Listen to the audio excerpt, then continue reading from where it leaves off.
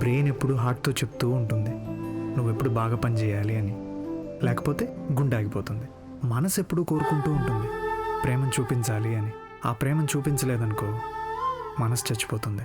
నువ్వు దూరం అయితే నా మనసు చచ్చిపోతుంది.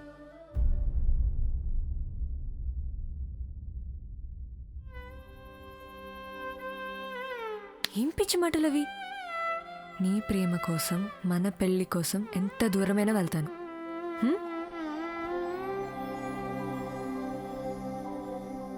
ఎక్కడికి వెళ్ళను. ఇప్పటికీ నీ దాన్ని.